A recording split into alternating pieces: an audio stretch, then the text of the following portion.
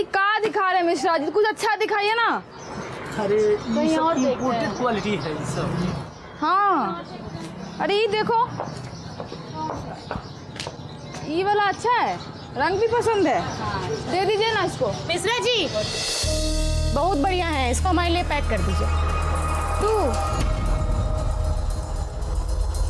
हमारा पसंद है, नजर गड़ाने का आदत तुम्हारा गया नहीं है। हाँ अच्छा लगता है तुमको ना हमारा जूठा खाना। काकुल यादव जबान संभाल के बात करो, समझी? अच्छा कपड़ा पहनने से कोनो अच्छा नहीं लगता। ये बंदरिया जैसी शकल लिए हो ना, ये पहन लोगी तो कुछ अच्छी नहीं लगने लग जाओगी। बंदरिया ये लगोगी बंदरिया। हम बंदरिया हैं, अपना आईना कभी देखियो। हाँ बकरी जैसे तुम्हारा मुंह है, और चुपचाप यहाँ से खसक जाओ। छोटा पकड़ पकड़ के जो कूटेंगे ना हम यहाँ, समझ जाना भी तुम। तो हम यहाँ देखना है कि अभी तुम्हारे साथ तुम्हारी निमनिया बहन को भी ना काट डालेंगे, समझी? दीदी दीदी एक कपड़वा के लिए इतना बवाल काहे कर रही हैं? चलिए घर चलते हैं, बाद में लेंगे कपड़ा। चलिए चुप रहो तुम। अरे चलो कहाँ, अभी तो खेला शुरू हुआ है। दीदी इन यादव की बहन लोगों को ना छोड़ना मत, कचर कचर के इनका हिसाब लेना है। चलो तो ये ठीक दबंग और गुस्सैल थी, इसीलिए उनके झगड़े का कोई पहला किस्सा नहीं था। इससे पहले और उसके बाद भी कई झगड़े हुए और अब ये दुश्मनी और भी गंदगी पर उतरने वाली थी।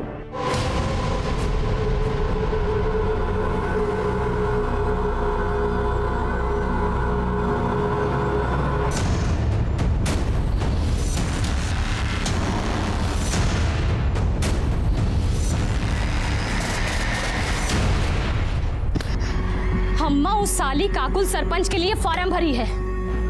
हम चाहते थे कि पिताजी के बाद तुमको सरपंच के लिए खड़ा करेंगे, पर हमको पता है कि उस साली काकुल तुमको कहीं टिकने नहीं देगी। यही मारे अम्मा हम सोच रहे हैं कि इस बार इलेक्शन के लिए हम खड़ा होंगे।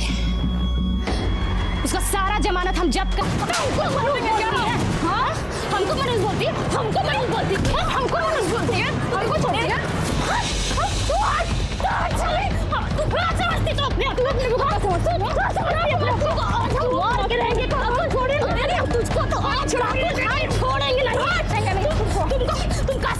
तुमको हम जिंदा अरे काट के रख खत्म करके ही रहेंगे। बहुत तमाशा देख लिए काकुल, तुम्हारा भी हम देख लिए। अरे तुझको तो हम मार देंगे काकुल। बंदरिया है तू शकल। अरे शांत हो जाओ, ऐसा ही एक दूसरा जोड़ी मंगवा देंगे आप लोग, बस शांत हो जाइए। अरे मिश्रा जी क्या बात कर रहे हैं आप? इस चिल्लर का हम सेम टू सेम सूट पहनेंगे, करा लेंगे। ऐसी हार हरवाएंगे ना तुमको कि मुंह दिखाने के लायक नहीं रह जाओगी काकुल तुम।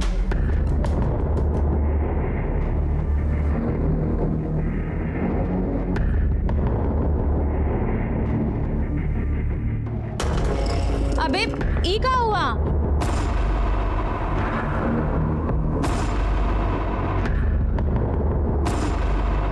देखो दीदी, हमारा दिमाग पहले से बहुत खराब, ज्यादा बकैती करके ना और ज्यादा चौपट मत करो। अरे बस घर ही में शेर बने रहना, बाहर तो तुमसे मच्छर भी नहीं मारा जाता। क्या हुआ ये सब बताओ, कैसे हुआ है? अरे वो रास्ते में ककोलिया मिल गई थी।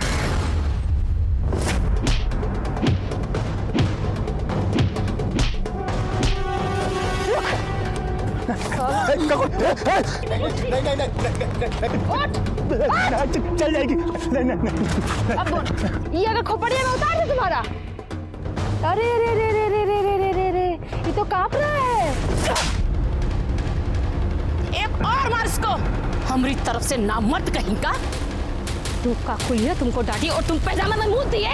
अबे सिंह परिवार का मर्द हो। अरे हम क्या करते दीदी, उसके हाथ में तमंचा था। उसके हाथ में तमंचा था तो ई लो तमंचा, और जहां कहीं भी काकुलिया दिखे ना, कनपट्टी पे लगा देना गोली। बहुत सही किया बिटिया, बहुत सही किया। हमको नाज है तुम्हारी दबंगई पे।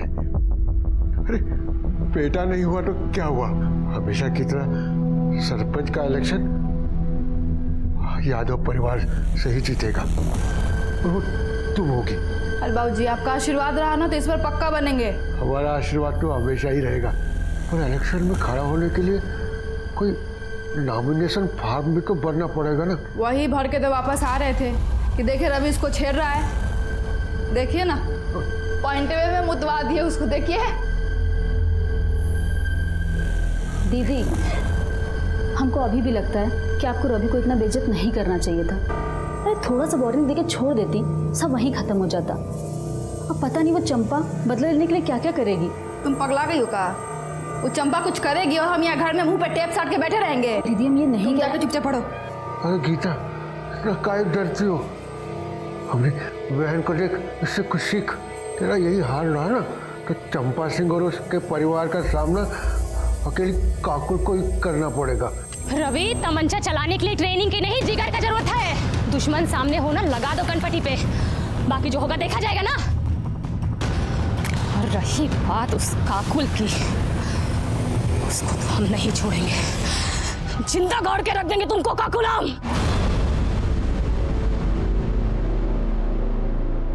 किसे बनाए?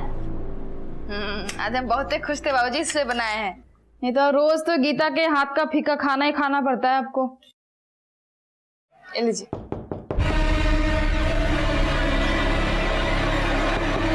अब इतनी रात को कौन आ गया? ए डरपोक, दरवाजा इधर है, जाके खोल।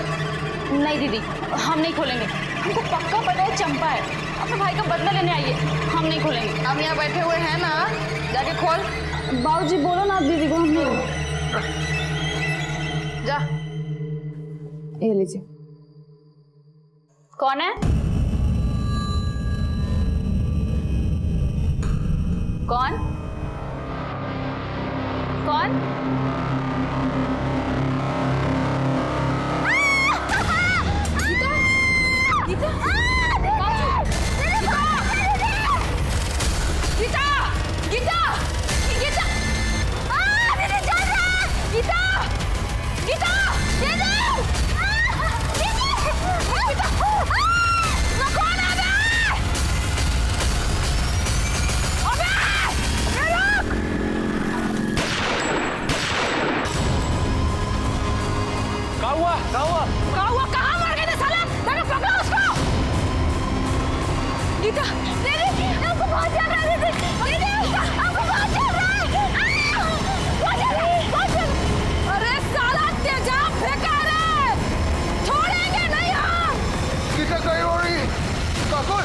अरे इसमें क्या हुआ?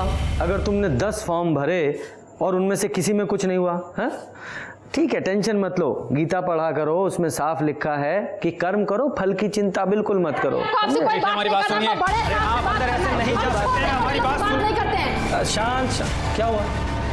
क्या कंप्लेन है आपकी? हमारी बहन गीता पर एसिड फेंका गया है, उसका पूरा चेहरा ना एकदम जल के लाल हो गया है। हमको पता ही चंपा करवाई है, अगर आप कुछ करते हैं ना तो ठीक है, नहीं तो उसको तो हम जान से मार ही देंगे। देखिए देखिए, शांत रहिए और तमीज में भी। ये पुलिस स्टेशन है, तुम्हारा मोहल्ला नहीं है। आप ना हमको जानते नहीं है, इसलिए अपना जो ज्ञान दे रहे हैं ना, देना बंद कीजिए। अरे चुप रहिए विजय, आप शांत हो जाइए, बैठिए और पानी पीजिए। हमको कोई पानी वानी नहीं पीना है। लीजिए, हम बैठ गए, बोलिए। तो तुमने कहा है कि चंपा ने तुम्हारी बहन पर एसिड अटैक करवाया है। उसकी क्या दुश्मनी है तुम्हारी बहन से या तुमसे? साहब, ये यादव और सिंह परिवार की पीढ़ियों से चलती आ रही दुश्मनी है। शुरू से ही गांव के सरपंच या तो ई काकुआ के परिवार से बनते हैं और या फिर वो चंपा के परिवार से। बस इसी बात को लेकर झगड़ा रहता है। काकी, ये भी तो बताओ ना, सिंह परिवार का एक भी सरपंच आज तक गांव वालों के लिए कुछ नहीं किया, सारा पैसा अपना पॉकेट में रख के निकल लिया। अच्छा, तो सिंहासन का झगड़ा है। देखो, ये झगड़ा ना रामायण और महाभारत काल से चला आ रहा है। सब लोग देखते हैं, सुनते हैं, पढ़ते हैं, पर अमल कोई नहीं करता। तो तुम्हारी दुश्मनी उस चंपा से नहीं, उसके परिवार से है। ये कही बात है इंस्पेक्टर साहब। और इसीलिए उसने तुम्हारी बहन पे एसिड अटैक करवाया। इसीलिए नहीं, उसका जो निकम्मा भाई है ना रवि, हमारी बहन गीता के साथ जबरदस्ती कर रहा था। क्या कर रहे हो? तुमको नहीं पता क्या कर रहा है? हम चिल्लाएंगे, सबको बुला लेंगे। छोड़ो हमको। चिल्लाओ, हमको तो और मजा आएगा। रुक साला, मर्द का हाथ है बेबी, काहे के लिए इतना प्रोटेक्ट कर रही है? साला, हमारी बहन पे हाथ डालेगा तू? मर्दानगी दिखाएगा? रुक तू, रुक रुक। हम धर लिए, खूब सबक सिखाए सबके सामने। ये जो खड़े हैं ना, इनको सहेट के 2 चाटा मारो, और जितना चाटा मारोगे ना उतना पैसा देंगे। चलो। अरे रे रे रे, खक्का मारते से सहेट के मारो ना एकदम। चलो। ये तो तुम्हारा झगड़ा चंपा से नहीं, उसके भाई से हुआ? झगड़ा पूरा सिंह परिवार से है, और आज से नहीं है, कब से है। और चंपा से ना हमारा झगड़ा एक बार नहीं हुआ है, 1000 बार हुआ है। और पहली बार उससे हमारा झगड़ा 6 महीना पहले हुआ था, जब हम बाबूजी से मिलने जेल गए थे। वो भी वहां आई थी किसी से मिलने के लिए। एक्सक्यूज मी, पीछे हटो, यहाँ टप्पा लगाओ। ये लो। बाबूजी का ब्याह हुआ है का?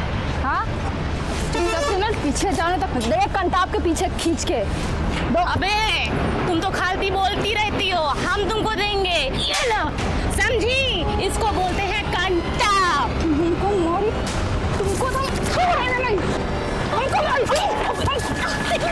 छोड़ेंगे नहीं। और उस दिन जो लड़ाई शुरू हुआ ना, आज तक खत्म नहीं हुआ है वो। और कितनी बार तो जबरदस्ती झूठ मूठ कर लड़ी हो हमसे। हम कोई कम थोड़ी है, ईंट का जवाब ना पत्थर से दिया उसको।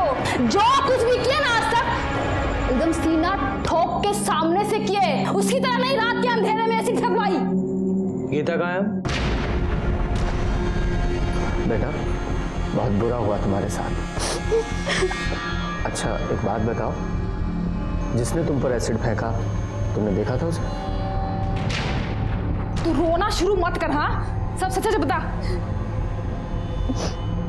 वो जब हम दरवाजा खोलने गए तो बाहर कोई नहीं था, ये देखने के लिए कि बाहर कौन है। जब हम बाहर गए तो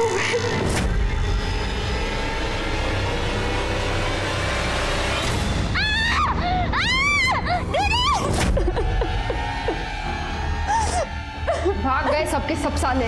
अगर पकड़े जाते ना तो उनको जिंदा नहीं जलाया होता तो काकुल हमारा नाम नहीं। और छोड़ने वाले तो हम उसको ऐसे भी नहीं है। चुप हो जा तू। इस समय गीता को तुम्हारी ज्यादा जरूरत है, और कानून अपने हाथ में ना ले तो ज्यादा बेहतर होगा, वरना आप खुद मुसीबत में आ सकती हैं। और रही बात चंपा की, तो उसे हम बात करेंगे, समझी?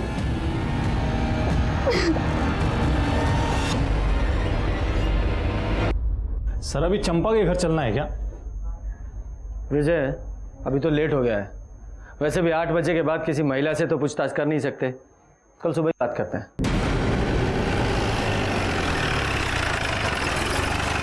सर गीता की फॉरेंसिक रिपोर्ट।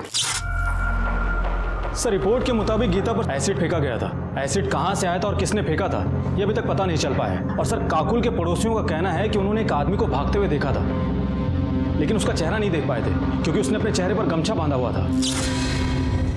कोई क्लू ही नहीं मिल रहा है। और ये चंपा और काकुल एक दूसरे से इतनी नफरत करती हैं, ऐसा लगता है कि पूरे गांव को जलाकर राख कर देंगी। हमको तो ये समझ में नहीं आ रहा है कि हम आपसे बात क्या करें भाई।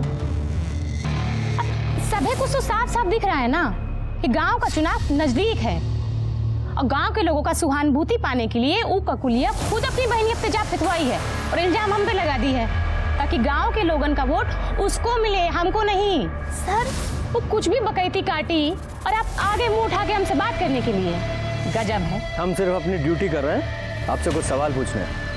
आप हमसे कुछ सवाल नहीं, बहुत सवाल पूछिए, लेकिन पहले एक महिला पुलिसकर्मी आप अपने साथ लेकर आइए। काहे कि बिना महिला पुलिसकर्मी के हम आपके कौने सवाल का जवाब नहीं देंगे, जान लीजिए। अब इतना तो कानून हम भी जानते हैं ना, सरपंच का चुनाव लड़ने जा रहे हैं। थाने से महिला कांस्टेबल बुलाओ। जी सर। सर महिला कांस्टेबल आ गई है।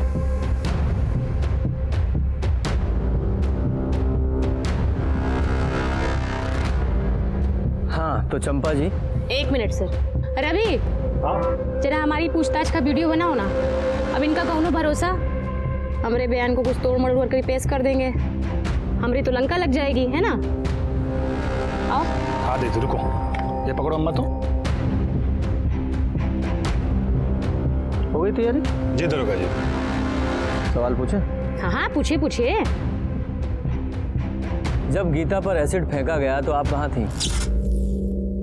हम अपने घर में थे, खाना खा रहे थे। हमारी अम्मा और भैया से पूछ लीजिए। गीता पर एसिड किसने फेंका? हमको कैसे पता होगा किसने, काहे, क्यों एसिड फेंका? जब बात कर रहे हैं। आपको नहीं पता, लेकिन आपको कोई अंदाजा है? नहीं हो सकता है कि काकुल और गीता से किसी का झगड़ा हुआ हो, या फिर गीता के साथ किसी ने बदतमीजी की हो और बदला लेने के लिए एसिड फेंक दिया गया। देखिए सर, घुमा फिरा के बात करना हमको आता नहीं। अगर हमरे खिलाफ कोनो सबूत है ना तो उसको पेश करिए। अब ऐसा तो नहीं है कि काकुल कुछ भी बोलेगी और हम मान लेंगे। वो कहेगी हम अपराधी हैं, तुम अपराधी हैं, और आप चले आएंगे उसकी बात सुन के हमको हथकड़ी लगाने आ गए हमको। देखिए, आप सर से तमीज से बात कीजिए, वरना क्या जबरदस्ती कबूल करवाओगे? हैं? हम जानते थे तुम लोग ऐसा ही करोगे, यही मारे हम वीडियो निकलवा रहे हैं। देखो ऐसा है, तुम लोग से निपटना तुमको बहुत अच्छे से आता है, और रही बात उस काकुल की, उसको तो हम देख लेंगे। सर हमको तो लगा था ये काकुल बदतमीज है, पर ये चंपा तो उससे 2 कदम आगे ही निकली। सब पावर का नशा है, वो भी उस पावर का जो इन्हें मिली नहीं है। या ऐसा भी हो सकता है कि ये इसने कुछ किया ही ना हो, इसलिए इतनी कॉन्फिडेंट है। खैर जो भी है, सच्चाई तो पता लगानी ही पड़ेगी ना। काम करो, अपने सारे खबरियों का अलर्ट करो और इस चंपा के सारे कॉल रिकॉर्ड और मोबाइल लोकेशन निकलवाओ। सर कहीं ऐसा तो नहीं कि हमारा फोकस इन दोनों लड़कियों पर है, जबकि इन दोनों की दुश्मनी का फायदा कोई तीसरा ही उठा रहा हो? मतलब सरपंच का कोई तीसरा उम्मीदवार?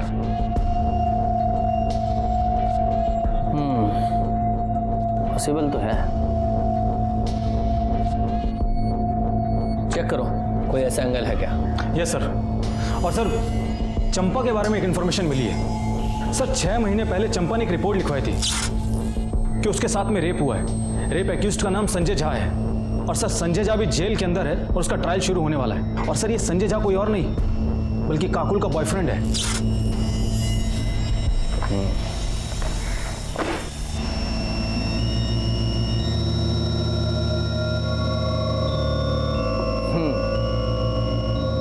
हर बार आपको वीडियो बनाना पड़ता है ना, तो इस बार हम वीडियो बनाएंगे। विजय सर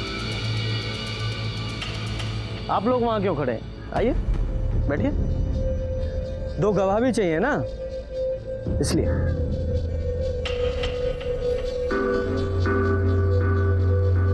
अरे हाँ, आपको कुछ और भी चाहिए होता है ना, लेडी कांस्टेबल।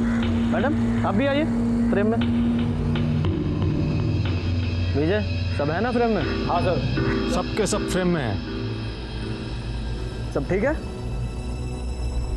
तो अब बताइए कि संजय झा का क्या मामला है? मामला तो ये है सर कि जितनी कमीनी ये काकुल है ना, इससे दर कमीना और लिच्चड़ इंसान इसका यार है। हमको बोला कि हमारे और काकुल के घर की दुश्मनी को खत्म करवाना चाहता है। काकुल को समझौते के लिए मना लिया है और हमको समझौते के लिए लेने आया है। अब यहाँ तक तो सारी बातें ठीक थी, उसके बाद वो हमको एक उजाड़ खाने में ले गया।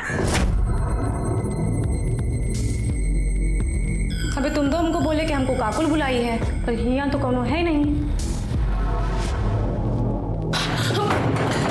हम कह रहे हैं संजय छोड़ दो। हाँ जा रही है। हटो, हम कह रहे हैं पहले हमारे साथ तो समझौता कर लो, मिला देंगे ना काकुल से बाद में। तुम जानते तुम जानते नहीं हो तुम किससे पंगा लिए हो। मार डाले जाओगे और मार के काट डाले जाओगे, समझे?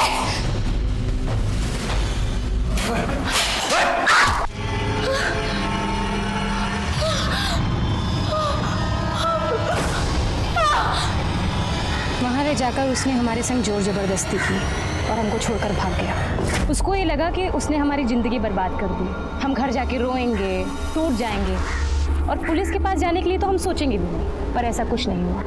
हमने पुलिस के पास जाने का तय किया, और आपको मालूम है जिस दिन हम रिपोर्ट लिखवाने जा रहे थे ना, उस दिन हमको धमकी भी आई थी, पर हम डरे वरे नहीं, सीधा वो अंदर।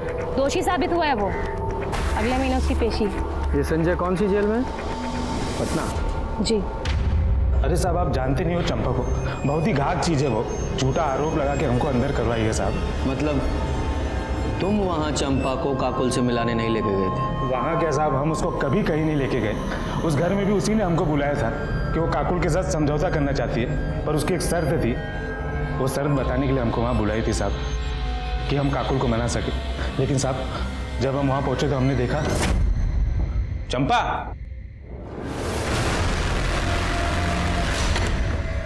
हम यहाँ हैं जी। ये दरवाजा कहीं को बंद कर रही हो? एकदम बुड़बक हो तुम। अब ये सब काम कोई दरवाजा खोल के करता है का? ये क्या बक रही हो? हाँ? अब तुम जबरदस्ती करोगे और वो दरवाजा बंद करके। अरे चलिए ना, चलिए। अब काकुल को पता चलेगा कि तुम हमारे साथ रेप किए हो, तब वो चलेगी, टूटेगी, मर जाएगी वो। और यही हम चाहते हैं, समझे? ठीक नहीं कर रही हो चंपा तुम।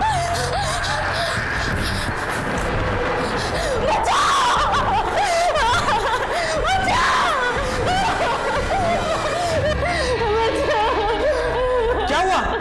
ऐसे ये शैतान हमरे संग जोर जबरदस्ती किया है, हमको कहीं का मुंह दिखाने लायक नहीं छोड़ा। पकड़ो इसको। ऐसे तैसे हम जान बचा के वहाँ निकले। हमने 1000 बार सबसे गिरवाया कि हम निर्दोष है, लेकिन पुलिस ने हमारी एक न सुनी और हमें अंदर कर दी। हम बता रहे साहब वो बहुत चालाक है, उसने बहुत गहरी चाल चली हमारे खिलाफ। लेकिन चंपा को ये सब करने की क्या जरूरत थी? क्योंकि वो काकुल का जीवन नरक बनाना चाहती थी साहब। हम दोनों शादी करने वाले थे, हम बहुत खुश थे साहब, लेकिन एक खुशी उसको देख ही नहीं गई और उसने हमको फंसा दी साहब। सर चंपा रेप केस की फाइल। सर मेडिकल रिपोर्ट के मुताबिक चंपा के साथ में रेप तो हुआ था, लेकिन स्मेन ट्रेसेस नहीं मिल पाए, जिससे यह साबित हो सके कि उसके साथ में रेप संजय झा ने किया हो सकता है उसने बहुत ही चालाकी के साथ किया हो कि सबूत ही ना मिले। कंडोम वगैरह पहना होगा। उसे अरेस्ट किस बेस पे किया गया था? सर बाकी एविडेंस के बेस पे, मोबाइल लोकेशन और आसपास के लोगों के बयान पर, जिन्होंने उस वक्त उसको वहां पर देखा था। मामला भी कोर्ट में कुछ कह नहीं सकते हैं। वैसे लोग दुश्मनी पूरी ईमानदारी से निभा रहे हैं। हाँ, दुश्मनी से याद आया, तुम्हारे थर्ड पार्टी एंगल का क्या हुआ? सर मैंने तहसील ऑफिस में जाकर पता किया था, चंपा और काकुल के अलावा सरपंच के लिए किसी ने नॉमिनेशन फॉर्म भरा ही नहीं है। अच्छा, तो फिर तीसरा कौन हो सकता है? एक बात और सर, उस दिन काकुल ने हमसे झूठ बोला था। उसने कहा था कि वो पटना जेल में अपने पिता से मिलने के लिए गई है। और पहली बार उससे हमारा झगड़ा 6 महीना पहले हुआ था, जब हम बाबूजी से मिलने जेल गए थे। जबकि उसके पिता तो 1 महीने पहले ही रिहा हो चुके थे। तो फिर किससे मिलने गई थी? संजय झा से। और जब मैंने उससे पूछा कि उसने हमसे झूठ क्यों बोला, तो उल्टा मुझ पर ही भड़क गई कि बोल दिया कोई गुनाह थोड़ी ना किया है। और फिर मुझसे ही पूछने लगी कि आपने अब तक चंपा को अरेस्ट क्यों नहीं किया है। कुछ ज्यादा ही जानकारी और अकड़ है इन लोगों में। आज सबूत नहीं है हमारे पास, वरना अकड़ तो ढीली कर देते इनकी।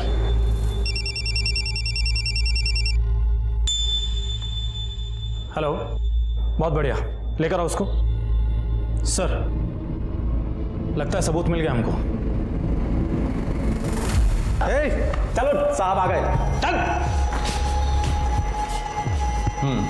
सर ये मनोज महतो है। हमारे खबरी ने इसको शराब के ठेके पे बोलते हुए सुना था कि एसिड अटैक से बदला लेना बहुत आसान होता है, जिंदगी भर तक याद रखता है। हमारे खबरी ने हमको इन्फॉर्म किया और हमारी टीम इसको वहां से उठाकर ले आई। किससे बदला लेना था? साहब हमने किसी से बदला नहीं लिया और न ही हमको लेना है। तो फिर वो ठेके पर वो एसिड अटैक का क्या राग अलाप रहा था तू? साहब वो तो ऐसे ही 3-4 लोग बैठे थे, तो उनके बीच में कॉलर टाइट करने के लिए ऐसे बोल दिए साहब। हंसी में कुछ किए नहीं है। गीता पे एसिड अटैक क्यों किया था? कौन गीता साहब? इसका नशा ऐसे नहीं उतरेगा, अपने तरीके से को बुलवाओ।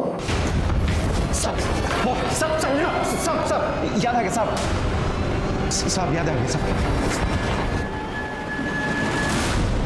साहब। 10,000 रुपया मिला था हमको। ऑफर किसने दिया था? चंपा सिंह ने साहब। तो ये चंपा ने गीता पे अटैक क्यों करवाया? वो साहब हमको नहीं मालूम है, हम तो सिर्फ पैसा के लिए काम किए। हम तो काकुल पे एसिड फेंकने गए थे, लेकिन गीता बाहर आ गई और रात के अंधेरे में समझ में नहीं आया, तो उसी पे फेंक के भाग गए। 7 बजे गए थे ना? नहीं साहब, 9 बजे। तेरे साथ और कौन था? कोई नहीं था साहब, हम अकेले थे। और एसिड किसने दिया था, चंपा ने? नहीं साहब, हम खुद जुगाड़ किए थे। कैसे?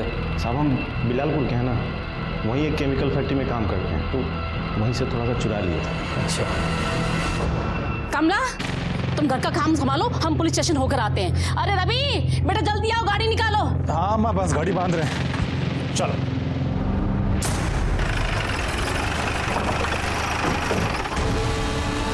अच्छा हुआ आप लोग आ गए, हम अभी आपके पास ही आ रहे थे। किस लिए? चंपा कल से घर नहीं लौटी है। किसी का फोन आया था, बोल रही थी हम आते हैं और अभी तक नहीं आई है। किसका फोन आया था? पता नहीं किसका आया था, हमको तो बड़ी चिंता हो रही है। जाओ पूरे घर की तलाशी लो। अरे सर तलाशी सर कुछ नहीं मिलेगा, हम कह रहे हैं, हमारा यकीन कीजिए ना। कैसे यकीन करें? क्या पता फोन का बहाना बना रहे हो आप लोग और वो घर में छुपा के रखा उसको। भेजा, चंपा को फोन लगाओ। सर अरे सर फोन स्विच ऑफ है, हम लोग कितना बार ट्राई किए, सुबह से ट्राई कर रहे हैं।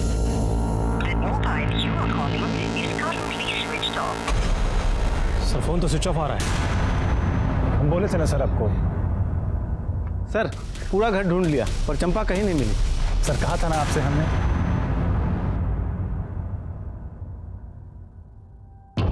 आखिरी बार पूछ रहे हैं, बता दो कि चंपा कहाँ है, वरना उसके साथ साथ तुम दोनों भी अंदर जाओगे। सर हम तो तब बता पाएंगे ना जब हमको खुद पता होगा। साहब हम सच कह रहे हैं, चंपा घर पर नहीं है, वो कल से घर लौटी ही नहीं है। हमें लग रहा था कि चंपा को किसी तरह से पता चल गया है कि उसने जिसे एसिड अटैक की सुपारी दी है वो हमारी गिरफ्त में है और उसके खिलाफ हमारे पास सबूत है, इसलिए वो फरार हो गई। उसे पकड़ने के लिए हमने पूरे स्टेट में उसके फोटो सर्कुलेट करवाए, अर्जेंट बेसिस पे उसकी CDR रिपोर्ट निकलवाई, हर वो काम किया जिससे जल्द से जल्द हम उस तक पहुंच सकें। हम उस तक पहुंचे भी, लेकिन उस तरह नहीं जैसी कि हम कोशिश कर रहे थे।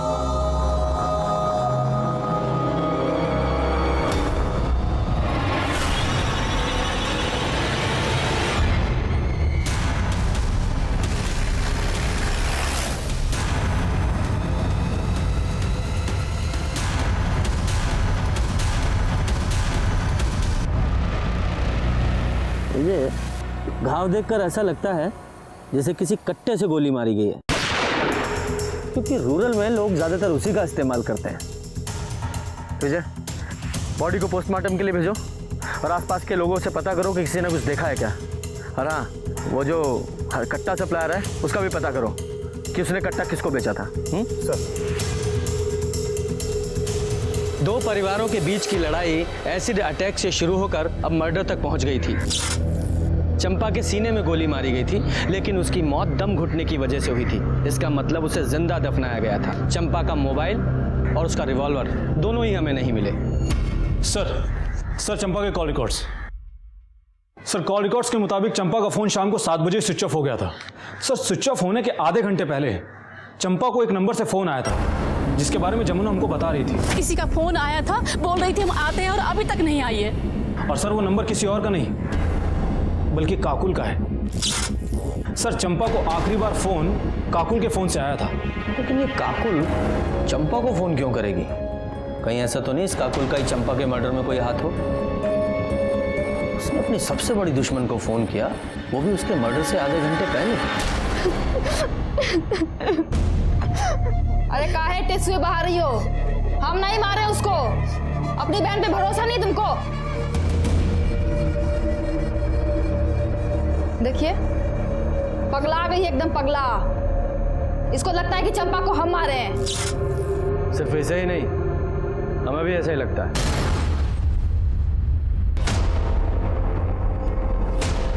चलो थाने में चलकर विस्तार से बात करते हैं।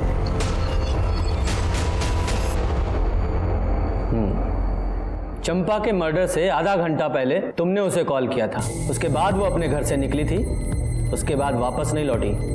ऐसा क्यों? वापस आने का हमको नहीं मालूम। कॉल हम किए थे कि दुश्मनी खत्म करते हैं, वो भी मान गई थी। बोले मिलकर बात करते हैं, इसलिए पानी टंकी के पास बुलाए थे। तो मुलाकात हुई? बात अकेले आने का हुआ था। हम पहुंच गए थे, 8 बजे तक इंतजार किए, आई नहीं। फोन भी किए, फोन ऑफ था। सोचे महारानी का मूड बदल गया होगा, तो हम भी वापस अस्पताल चले गए गीता के पास। अपने घर वापस आ गए हम। सुबह पता चला कि कोई उसको मार के ना गाड़ दिया है। इतना दुख हो रहा है ना हमको, एकदम बदला लेने का जो मन था ना एकदम पूरा नहीं हो पाया हमारा। ऊपर से हमारी बहन दिमाग खा गई है हमारा कि हमने चंपा को मारा है। मानने को तैयार ही नहीं है वो। विजय जरा पता लगाओ कि ये सच बोल रही है या झूठ। क्यों झूठ बोलेंगे हम? क्यों बोलेंगे झूठ? सच बोल रहे हैं हम, सच। अगर काकुल सच बोल रही है कि उसने चंपा को नहीं मारा, तो फिर ऐसा कौन है जिसके पास चंपा को मारने का मोटिव हो? सर काकुल के कॉल रिकॉर्ड्स के हिसाब से तो वो सच ही बोल रही है, क्योंकि उसके मोबाइल लोकेशन में साफ दिख रहा है कि वो शाम को 7 बजे हॉस्पिटल से पानी की टंकी के लिए निकली ज़रूर थी और 7:15 से 8 बजे तक वो वहीं पर ही थी। उसके बाद में हॉस्पिटल आ गई थी और सर वो क्राइम स्पॉट के पास में भी नहीं गई जहां पर हमको चंपा की लाश मिली थी। और तभी हमें एक बड़ी लीड मिली। छपरा से 50 किलोमीटर दूर किसी केमिस्ट ने एक आदमी को बड़ी मात्रा में एसिड बेचा था, वो भी गीता के एसिड अटैक से 1 दिन पहले। इतनी खबर मिलते ही हमने उस आदमी को उठा लिया।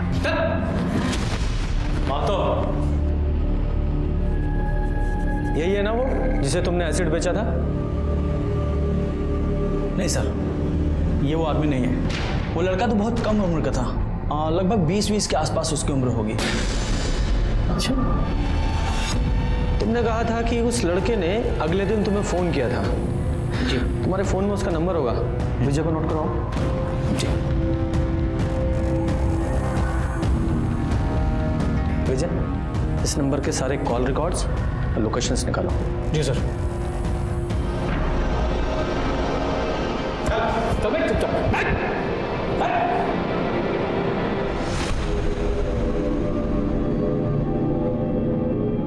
सर केमिस्ट ने एसिड खरीदने वाले जिस लड़के का नंबर दिया था उसका फोन तो स्विच ऑफ आ रहा है।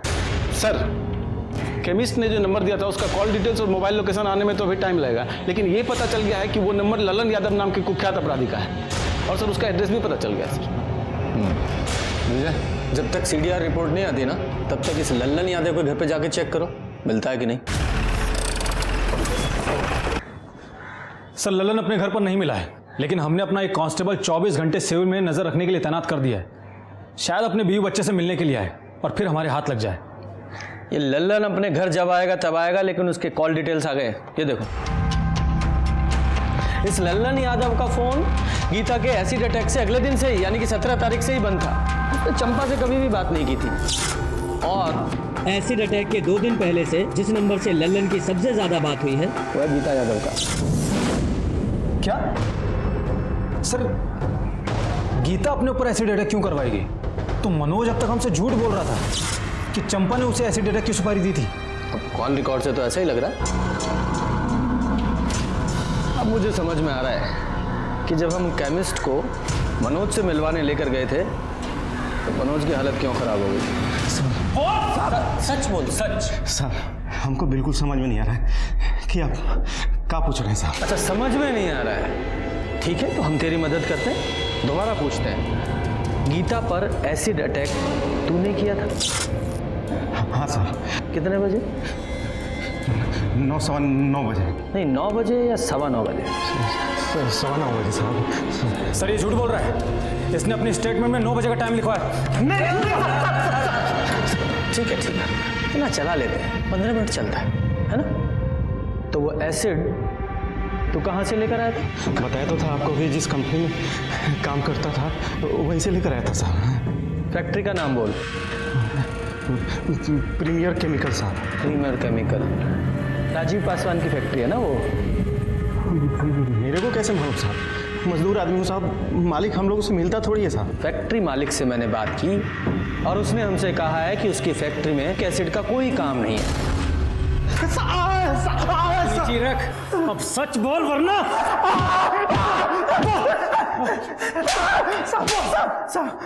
किसके कहने पर झूठ बोल रहा है?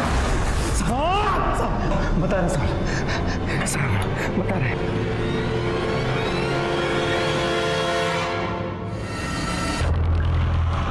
अब कैसी तबीयत है बेटा? पहले से ठीक है, अब दर्द भी कम है।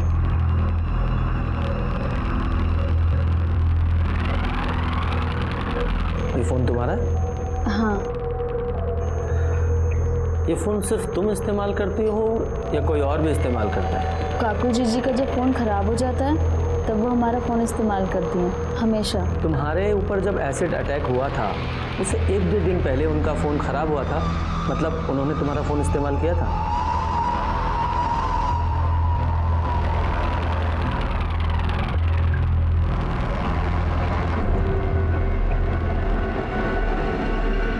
सुनो,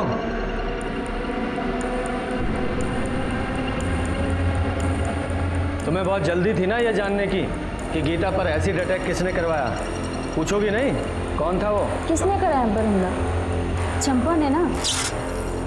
नहीं, चंपा ने नहीं, तुम्हारी सगी बहन काकुल ने। उसने तुम पर एसिड अटैक करवाया, मनोज महतो नाम के आदमी को सुपारी देकर। हम ही जानबूझकर पकड़वाए थे मनोज को, फंसाना चाहते थे चंपा को हम। कुछ महीना जेल में काटने के लिए ना मनोज को अच्छा खासा रकम दे रहे थे हम। हमको लगा था कि मनोज बोलेगा और आप जाके पकड़ लीजिएगा चंपा को, लेकिन साली पहले ही मर गई। सारे किए कराए पर पानी फेर के रख दिया बस। ये मनोज और लल्लन दो लोग क्यों? मनोज अपराधी प्रवृत्ति का नहीं था, हमको पता था कि वो नहीं करेगा, और लल्लन जेल जाने को तैयार नहीं था। तो हम मनोज को मनाए चंपा को फंसाने के लिए और लल्लन को गीता पर एसिड फेंकने के लिए। वो जो प्रिंसिपल वाला लेटर था ना, वो भी हम ही लेके आए थे, और गीता के फोन से लगातार बात कर रहे थे उससे। उस दिन भी हमने ही कॉल किया था एसिड फेंकने के लिए। सगी बहन को तुमने एसिड फेंकवाया, उसका ये हाल किया सिर्फ चंपा से बदला लेने के लिए? असल कारण ना चंपा को जेल भेजना नहीं था, संजय को बाहर निकालना था। हम सोचे थे कि चंपा को गीता के एसिड वाले केस में फंसाएंगे और फिर उसके साथ एक सौदा करेंगे। तुमको करना क्या है कि जो कोर्ट में जज साहब के सामने ये बोलना है कि तुम हमसे बदला लेने के लिए संजय को बलात्कार वाला केस में फंसाई हो, ठीक है? और उसके बदला में फिर हम सोचेंगे कि गीता वाला जो केस है ना हम वापस ले लें। तो क्या कहती हो? ठीक है, हम मिलके बात करते हैं। हाँ, अभी मिलते हैं। वो पुराना पानी का जो टंकी है वहाँ पे। ठीक है। संजय झा ने वाकई चंपा का रेप किया था? हमारे कहने पे किया था वो, हम ही करवाए थे। मानसिक रूप से ना उसको एकदम तोड़ना चाहते थे हम, उसकी भावनाओं को ठेस पहुंचाना चाहते थे ताकि दोबारा हमारे सामने खड़े होने की ना उसकी हिम्मत नहीं हो। लेकिन हुआ क्या? हमने सोचा था कि पुलिस के पास नहीं जाएगी, लेकिन वो गई और संजय को जेल हो गया। हमको तो छुड़वाना था ना, हमारी वजह से गया था वो जेल। उसको तो बाहर निकाल नहीं पाई, अब खुद अंदर जा रही। संजय और अपनी सगी बहन की जिंदगी बर्बाद करके अब जेल में बैठ के लड़ना चुनाव। लेके जाओ इसे। एक मिनट सर। हेलो, ठीक है सर, लल्लन को अरेस्ट कर लिया है और उसने इस बात को कबूल कर लिया है कि काकुल ने ही गीता पर एसिड अटैक की सुपारी दी थी। Very good. एसिड अटैक का केस तो सॉल्व हो गया, लेकिन मर्डर केस सॉल्व होना अभी बाकी था। तभी हमें एक बड़ी लीड मिली। जिस कट्टे से चंपा को गोली मारी गई थी उसके सप्लायर को हमने ढूंढ लिया था, जिसने हिस्ट्री शीटर भोला पांडे का नाम हमें बताया था।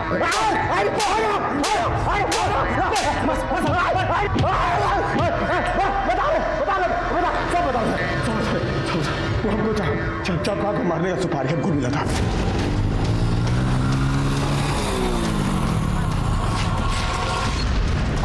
क्या कर रहे हैं बे?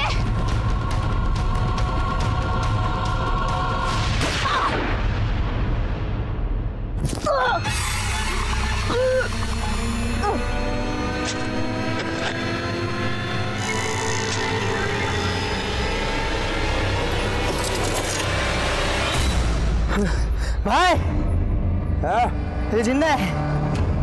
अरे तो क्या हुआ? जिंदा दफनान देते हैं इसको।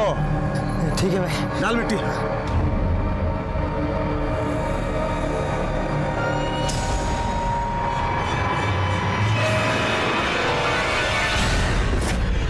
चंपा की गन और उसका फोन कहाँ है? हाँ, उसका गन तो हम सर बेच दिए, फोन हम नदी में फेंक दिए सर। सुपारी किसने दी थी? सुपारी हमको कृष्णचंद झा। कौन किशनचंद झा? सर, किशनचंद झा तो संजय झा का बाप है, वही है ना?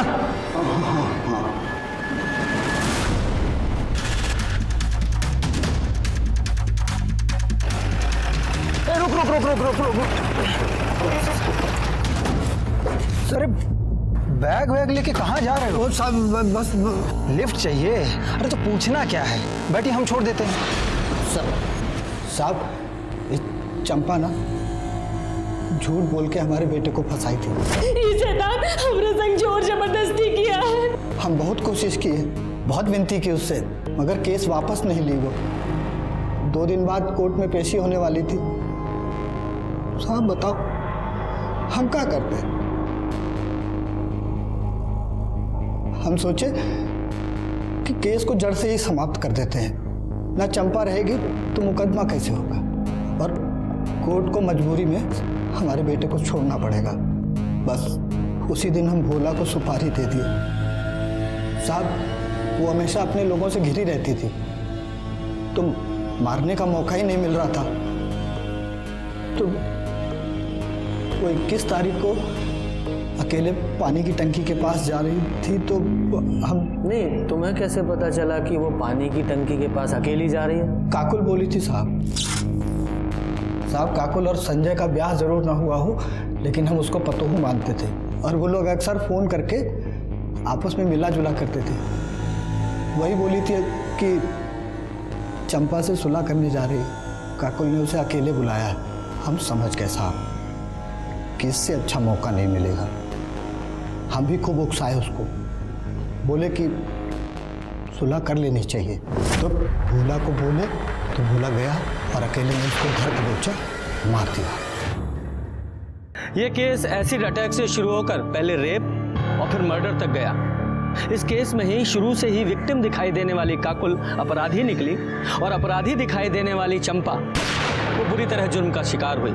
इस केस में चंपा और गीता दोनों को ही जुर्म की दस्तक मिली थी, लेकिन चंपा ने इसे अनदेखा किया या फिर कम करके आंका, और गीता वो देखकर भी बच नहीं पाई। जैसे कि महाभारत में देखने को मिलता है कि दुर्योधन की एक नाजायज जिद इतने बड़े युद्ध का कारण बनी कि मानो पूरा युग समाप्त हो गया। इसी तरह से इन दोनों परिवारों की झूठी खानदानी परंपरा की वजह से